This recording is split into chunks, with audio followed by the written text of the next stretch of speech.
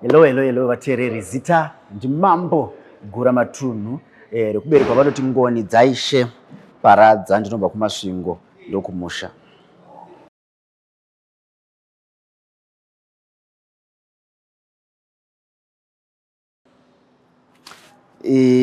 Machallenges zvawo aripo ndeyekuti tanga tisina semapoets maplatforms, because mukazvitarisisa dandaro ranga riri vaimbi kunyanya, but us as poets tanga tisina kuredio kwatinorira, kutv kwatinorira, kupi kwatinorira, saka kwakusina mapromoters, mabloggers. They don't even talk about poets. It's only hip hop and dance and other genres, but poetry tanga tingori Hwai Dzisina Mufudzi, tanga tiri nherera. Saka ndo machallenges atasanganawo kuti kuzvingwavhira senherera tega, but we are very fortunate kuti takwanisa kuzoya pana TV nhasi, and zviri kutipa gwara rakajeka rekumberi kwatakuenda. Mabloggers we encourage you to support poetry. TVs, radio stations, let's push poetry. We have good content for you guys.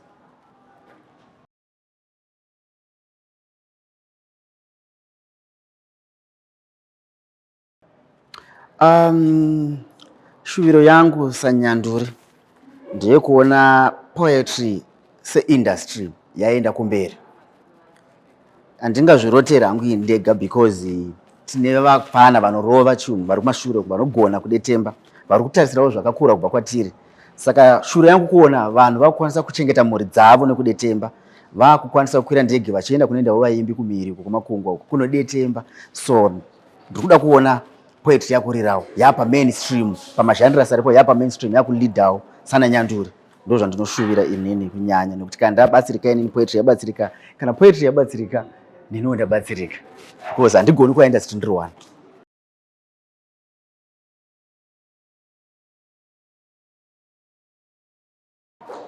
Mambo Guramatunhu vanoimba.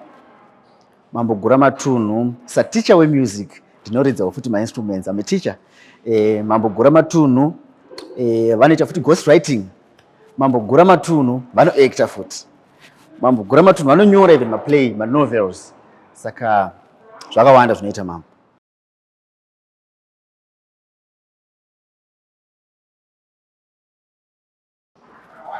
Poetry is life. Chinoinspire zvinyorwa, my experiences atinosangana mulife, zvatinorarama, zvatinosangana zvokurarama. Zvimwe zvinotirwadza, zvimwe zvinotifadza, zvimwe zvinotisimudzira, zvimwe zvinotidzikisira. Izvozvo ndo zvinoinspire zvinyorwa, because hatigoni kunyora zvekupluto hatina kumbokuenda, but tinonyora zvatinosangana nazvo. That's why I say poetry is life and nduri upenyu. Saka inspiration ndinoiwana kusociety yandinogara.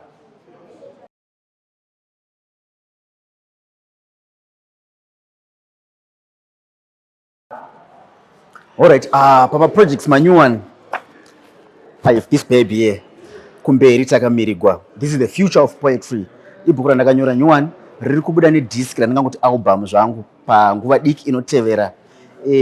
Pane content futi yatakarecorda kuNash TV. I want to salute Nash TV for recording us as poets for masvingo. Tine content yakarekodwa iri kubuda panext pazvinhu mazuva zvidiki zvinotevera izvizvi. Muchanakidzwa guys, muchanakwa neunyanzvi monanzva vanzwi. Saka content iripo, munoenda munonoiona page rangu rinonzi Mambo Guramatunhu paFacebook, Mambo Guramatunhu paYouTube, Mambo Guramatunhu paTwitter, Mambo paTikTok. Ende mufunge zvenyu tangati story namamwe maplatforms acho, but nashiyati kana nyanduri munodeserva kuti muchiitirwa samambo katinoitigwa ka. Saka maplatforms avapo, tagadzirwa neNash. Content yatakacreategwa ava makuwanda kungokudzai, takanzi aiwa tinokupai chigumi chenyu chakangozvikwanira chakadaro. Saka I want to salute Nash TV. Thank you for supporting ana nyanduri. Musasapota ndega, kune team kumashure iri kutitevera. Keep on doing that. Tine nzara yemukana. Zvakare tiri papo, chindaika munofollowa Mambo Guramatunhu naimi paYouTube. Kungonobaya kachisubscribe chacha kuFacebook ndizvozvo, kuTwitter ndizvozvo, because munhu anosunzwa neve kwake, imimi ndimi vekwangu. Saka let's go and support Mambo Guramatunhu pasocial media. Bhuku renyu riripo kumberi, ndokwatakamirigwa.